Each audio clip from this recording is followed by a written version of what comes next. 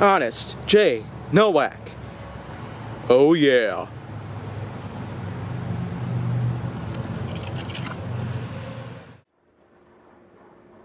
A pleasure to meet y'all at last, and welcome back to Honest J. Nowak. So what I've got on today is that I'm basically just going to talk about something that's been pretty popular throughout the last few years. AI. Artificial intelligence. Basically something like that we would have in a lot of today's technology. It's just something that's not as common as we usually anticipated. But of course, life itself will go on, and we will eventually get the type of AI that we officially wanted for all time. And I'm mainly talking about AI in terms of how we could have ourselves advancements in technology based on the kinds of stuff that we use. Of course, the best AI that we usually have gotten up until today would probably be some home devices like Google Home, Amazon Echo or Alexa, as well as Apple Siri. Now, devices like those, of course, provide some pretty good AI capabilities, some of which would be able to access your lighting controls as well as your television tunes, as well as your doorbell and ringtones and the like. There's so many things out there that you could possibly do with those kinds of devices. But, of course, sometimes it would provide a kind of a weak spot, because sometimes these devices out there could in fact relay out private information. Mainly because the government does have themselves a few add-ons to these devices that somehow make them a bit creepier than normal. Now, I mean, it's not something we shouldn't entirely be afraid of, because of course many people out there tend to find out someone's address sooner or later, and it shouldn't be anybody else's fault for relaying their own information. Of course I will probably talk some more on a subject like that, but I'm mainly talking about how AI itself has become so advanced to the point in which that it is somehow leaking private information upon request.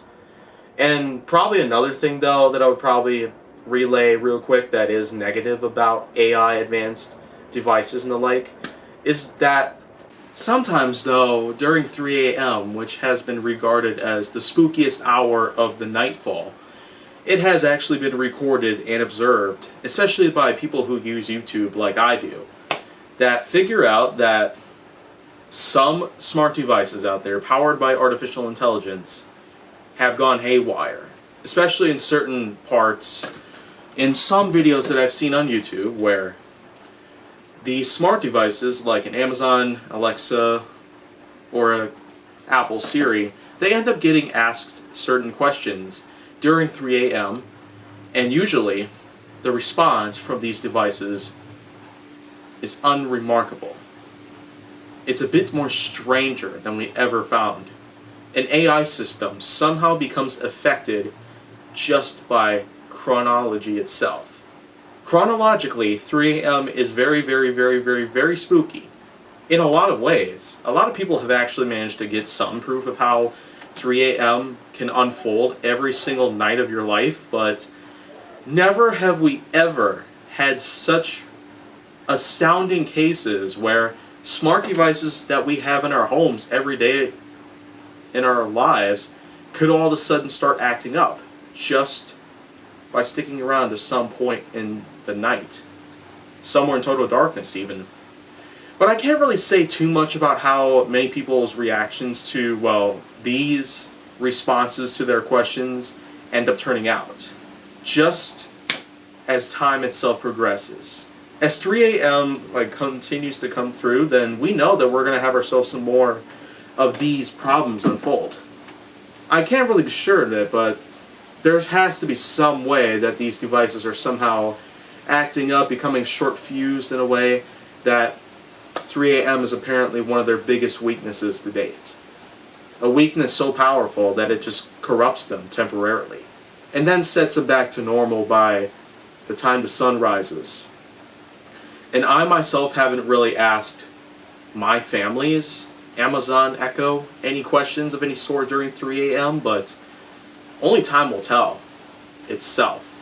I might even bust out my camera like what I'm using currently, which is my Panasonic Lumix FZ80, probably to record all the responses that take place.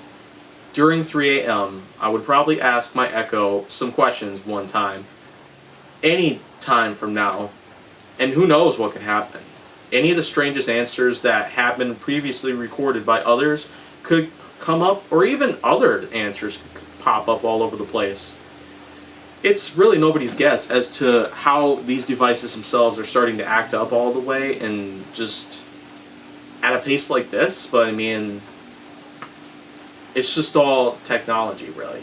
We are still progressing as a human race and as a civilization here in this country, that of which is America.